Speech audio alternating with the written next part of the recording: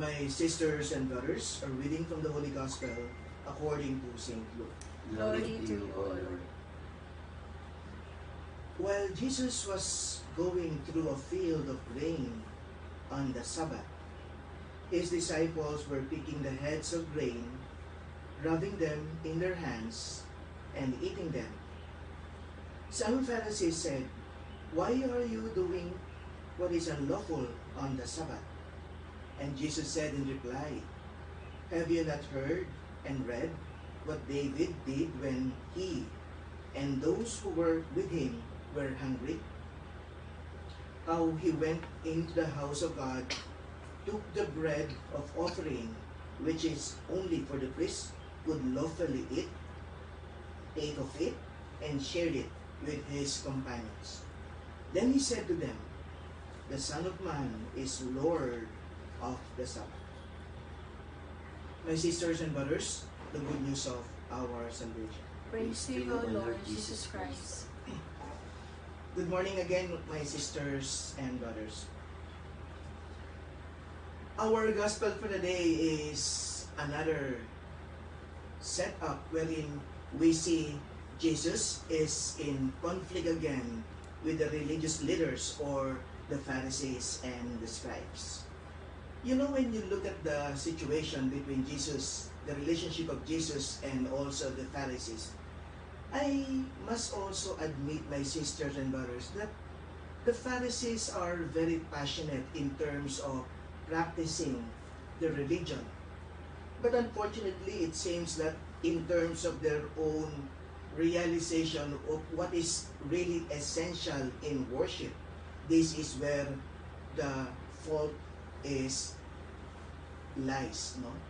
In other words, my sisters and brothers, the Lord is basically teaching the Pharisees and the scribes a new way of looking and worshiping the Lord, a new way of mind. But unfortunately, it seems that the Pharisees and the religious are so engrossed and prioritizing the external worship. Worshipping God is not from the outside. Worshipping God is basically happening inside us. We need the rituals, we need the external preparations like this one, but it is just a way of disposing ourselves into the real worship where it will happen not from the external but from our own internal. What's the point of us inside the church and yet you recognize that you're not in the church because your mind is actually somewhere outside the church thinking of other things? What's the point of having a beautiful preparation and rituals and everything wherein your heart is not actually into it? That's why the Lord said, no, we need to know the spirit of the law. We are not supposed to be the servant of the law, but it is more on we allow the law to serve the people. And so this is basically what's happening between the religious leaders and also Jesus. In this gospel reading, my sisters and brothers, the debate is more on the Sabbath day. What is the situation? The situation is basically happened when the disciples along the way, they recognize that they are hungry because they are walking all throughout the day. And then suddenly they recognize that there are so many grains along the way. And they decided to pick some to eat it. In the law of the Jewish people, eating some grains along the way, especially for those who are hungry, is actually allowed. Almost 10% are allowed to be eaten by those who are passing by, especially for those who are hungry. So they did it. But unfortunately, they did it on the Sabbath day. And according to the Sabbath day, the fourth commandment of the 10 commandments, that we're supposed to respect the Sabbath to make it holy. And so here comes now the Pharisees and scribes complaining against what the disciples were doing because they are eating or plucking or harvesting and eating during the Sabbath day. They're not supposed to do that. comes Jesus coming in and said that in the end, even for David, when they got hungry during the time of David, they also went into the temple and also ate some food which is designated only for the priest. And also a realization, according to Matthew, another gospel, that some Pharisees or those who are in the chapel are allowed to eat during Sabbath day. And so, what does it really mean? My sisters and brothers, Jesus is basically pointing a very, very important message to all of us that in the end, there's always an exception to any rule, especially if it is done in the name of love. If it is love-bound, you can, in a way, find an exception. If it is for the sake of other people, or there's an urgency of life or protecting life, we recognize that it is important for us to transgress or, let's say,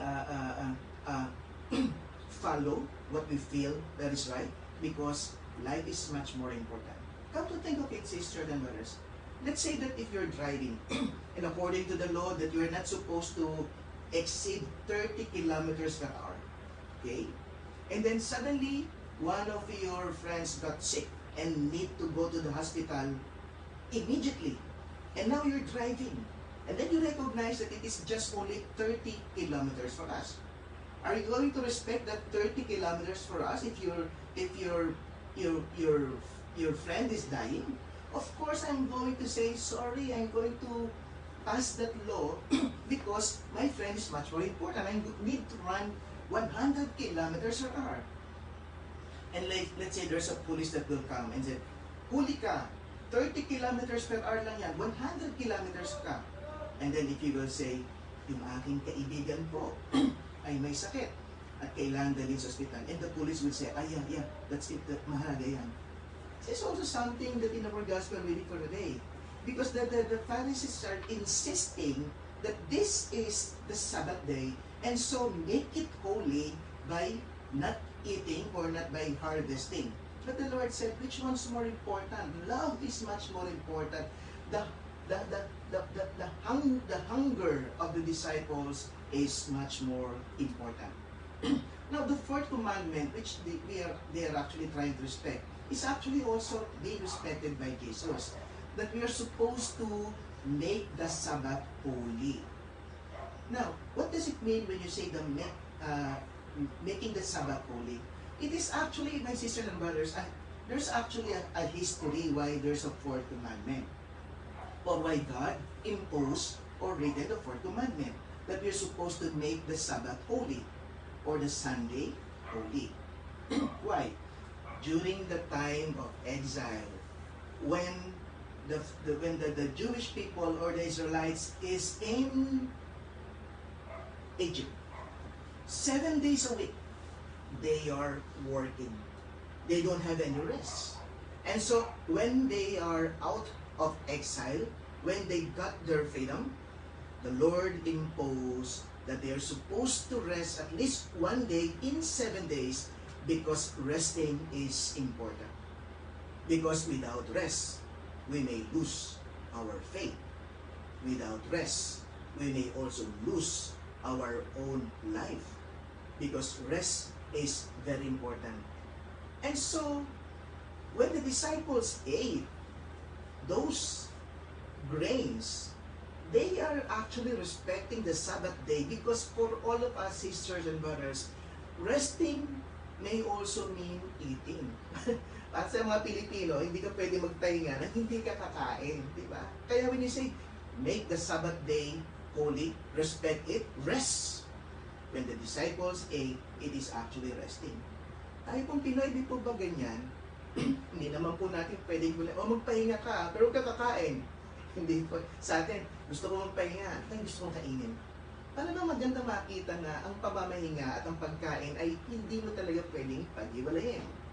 And so when they decided to eat, there's no breakage or they did not, in a way, disobey the fourth commandment. They are actually trying to fulfill it by making it holy, by eating, because they need to preserve and to restore their energy, the disciples, in order to do their own mission with Jesus. So, we recognize now the importance of resting. Ang tanong, sisters and brothers, in the midst of this pandemic, do you know how to rest? Do you know how to take time to rest? Unfortunately, sometimes when we say, I don't have time, Father, kaya nga, in a way, I'm just doing little pockets of rest. It's good. But you know, sisters and brothers, little pockets of rest is not enough. We need to find at least a day for the whole week, or just to find at least some time of longer resting, because it is necessary. When we rest, some people, especially for those who are very passionate in their own ministry, will tend not to rest or ignore rest because they feel that there's this certain level of guilty. Paano ko magpapahinga? Ang dami nangangailangan ng tao. Ang ating mga doctors, nurses na nasa front lines, no? Minsan sabihin nila, parang hindi ako makapagpahinga, nagigilty ako eh. Pag nakikita ko, ang daming pasyente, nagigilty ako eh. You know, sisters and brothers, resting is not actually for us. Resting is basically for other people. Because we need to sustain our energy to be able to serve them more. We need to, in a way, restore our health and also our mental mind to be able to serve other people more effectively. So resting is very, very important and crucial in our faith. Because without rest, we may lose our faith, we may also lose our own mind and also our health being. That's why I remember this one beautiful story that one day, the sisters and brothers, there's this little worm crawling, no? And suddenly, out of the blue, here comes an eagle coming in, and then the eagle said to the worm, I'm going to eat you. And the worm said, no problem with me. You can eat me because God created me to become your food. And the eagle said, thank you, now I'm going to eat you. But the worm said, stop. I have a request. The eagle said, what is your request? Can you just eat half of me? The eagle said, why only half? You're my food. I know that I am your food. But if you're going to eat everything of me, tomorrow, you don't have food anymore. Just eat half of me so that I can regenerate and you will have another food yesterday. Sisters and brothers, I guess this is also something that we need to recognize, that we need not to give everything of us to the point that we forgot our rest in the name of love, that in the end, the next day, we are totally depleted and we cannot help other people anymore. In this pandemic crisis, certain balance between working and resting is necessary. Nagpapahinga ka ba? Ang pamahinga po kasi, hindi naman kinakailangan katawan lang eh. Minsan nagpapahinga ka sa katawan. Pero pag higa mo naman, natutulog ka, yung isip mo naman, punong-puno ng alalahanin, you're not resting. So resting is actually the balance between my body and also my mind. Kailangan pareho nagpapahinga. No? Nagpapahinga nga. Tapos yung isip mo naman, wala naman dun sa pamamahinga. Kasi yung isip mo nagtatrabaho. It's useless. That one we need to consider.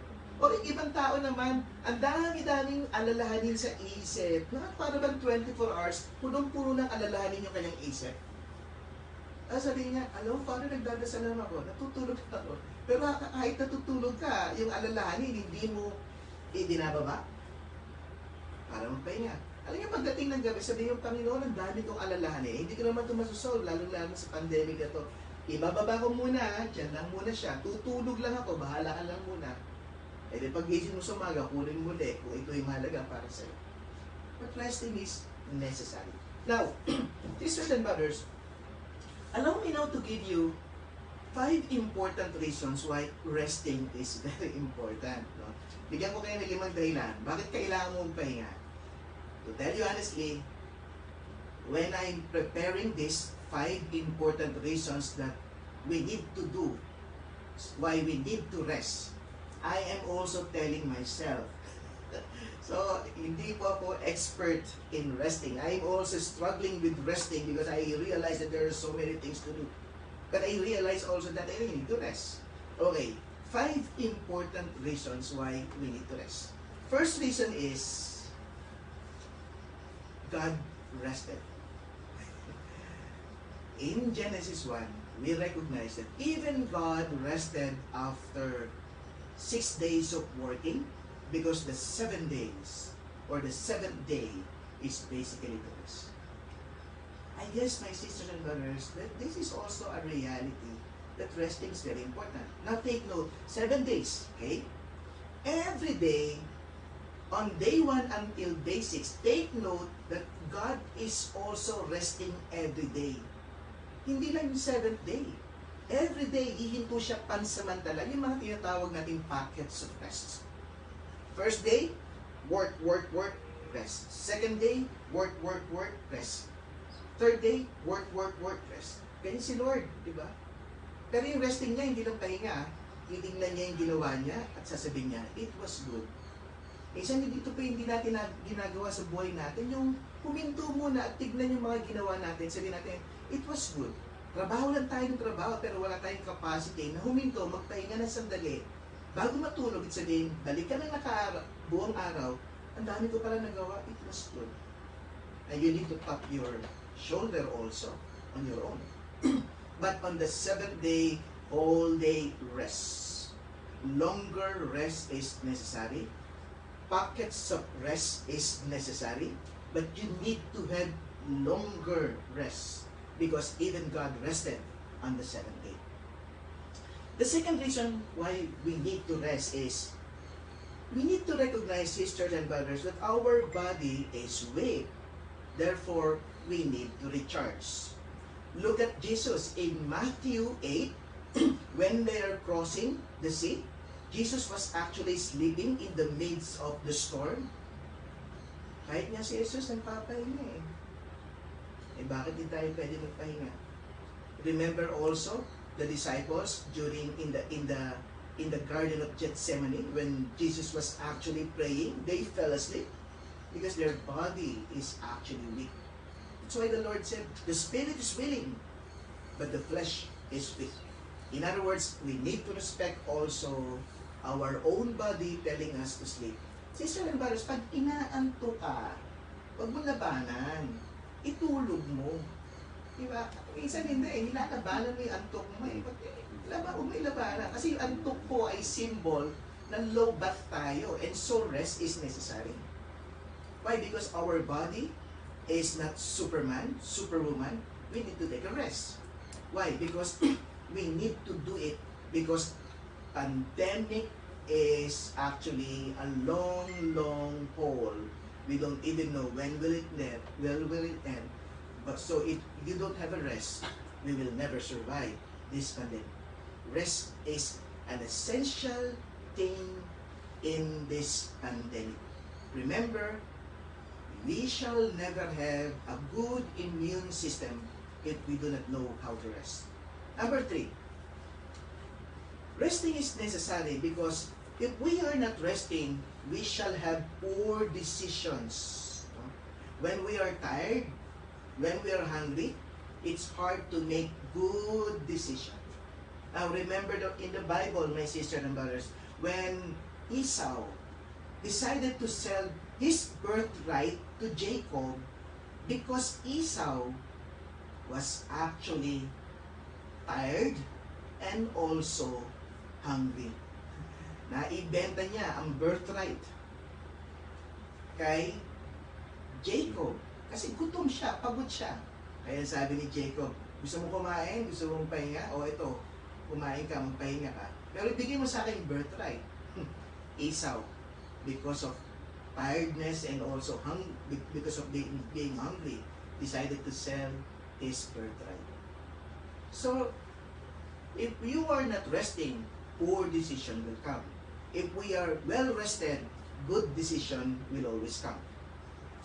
The fourth reason is, sisters and brothers, is let's face the reality that when someone is resting, we can have much more ability to serve, or much more, we can be much more effective in serving other people.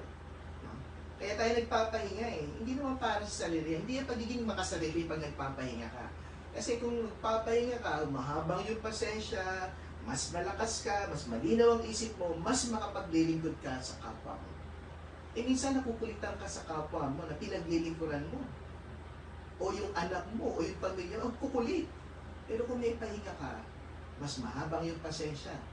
Diba? Mas mahabang yung pisik sapagkat marunong ka magpahinga. So, resting gives us much more capacity to be an effective minister and workers in God's vineyard. Now, when you look at Elijah, no? Even Elijah, no? When he was actually being persecuted by Jezebel in 1 King 13, Elijah was actually running away. Punong-puno yung kanyang isip ng kaguluhan, even to the point that Elijah said, I want to die.